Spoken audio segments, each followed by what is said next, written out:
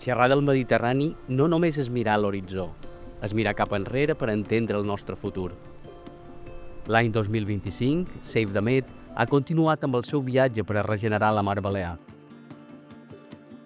El nostre esport d'escala són les àrees en regeneració, on la mar i la terra es fonen. A Andratx, al costat de la xarxa Dragonera Blava, aconseguiren fites històriques, una nova regulació de velocitat a la reserva i la declaració de la zona d'alta protecció a Escalafats. Rumb al nord, a Sóller, fent costat a la plataforma Port Ramassat. Aquí, el 94% dels veïns ho té clar.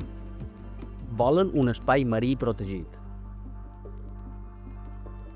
I a Pollença, el Fòrum Talaia Nord, ja es veu oficial per l'Ajuntament en temes ambientals. Si ens submergim davall el cas del nostre vaixell, veiem la necessitat d'estudiar i entendre la vida submarina. Amb el projecte Taurons i Ratjades, varen descendir a les profunditats del Parc Nacional de Cabrera, identificant 17 espècies de taurons i rajades, incloent-hi imatges inèdites de l'esquiu boca dolça. Però la regeneració també comença a terra, reduint el flux de plàstic. El nostre mètode Happy ha travessat fronteres, arribant fins a Líban i a Tunísia per a transformar el sector hoteler. I mentre navegam, el projecte Dos Manos continua formant a la pròxima generació de guardians de la mà.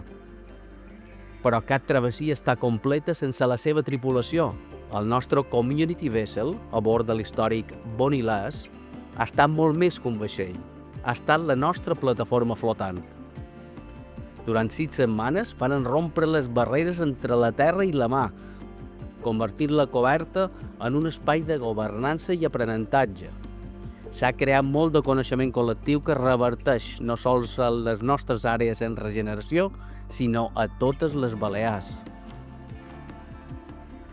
I la nostra travessia, la de l'any 2025, continua rumb al 2026.